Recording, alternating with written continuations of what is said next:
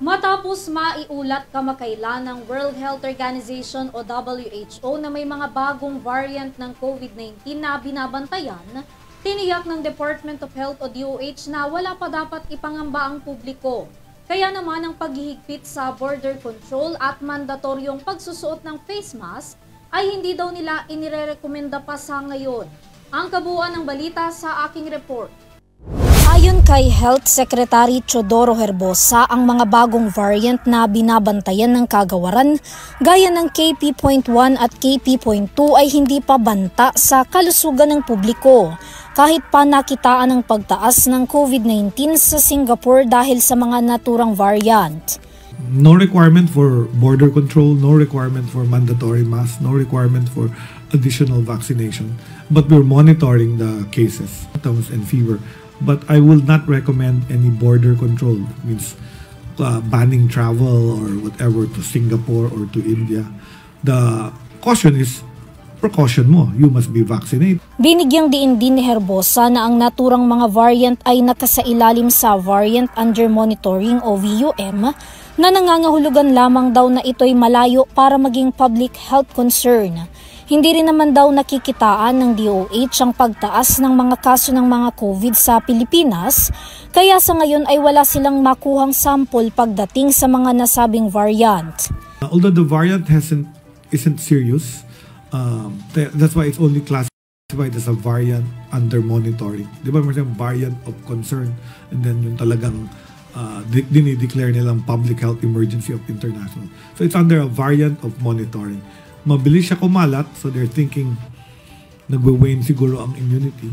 Sa Philippines, we don't have enough samples kasi we need the number of samples to do the genetic testing.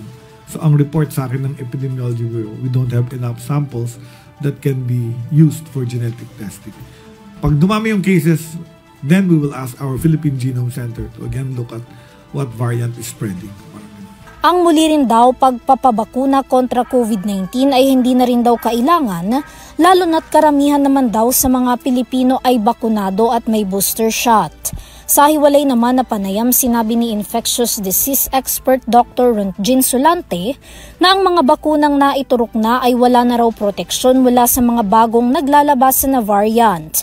Ngunit gaya ng sinabi ng DOH, tiniyak din itong karaniwang update lamang ang mga naturang variant na kalaunan aniya ay mawawala din daw.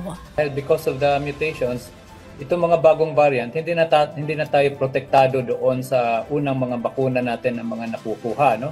And in fact, may mga reformulated vaccines na, mga updated COVID vaccines, kaya lang hindi available yan dito sa Pilipinas. Gayunpaman, nananatili pa rin daw na banta sa kalusugan ng COVID-19 lalo na sa mga vulnerable population na mahina ang immune response, kaya naman patuloy ang paalala sa kanila na maging mapagmatsyag sa mga nararamdamang sakit.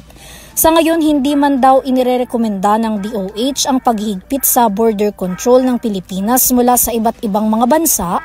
Patuloy naman daw na nagmomonitor ang Bureau of Quarantine o BOQ sa health condition ng mga turistang pumapasok sa bansa. Pinapayuhan naman ang publiko na panatilihin pa rin ang minimum public health standard upang makaiwas sa iba pang mga sakit. Para sa UrTV News, Vanessa Cleofas, sumasaludo sa bawat Pilipino.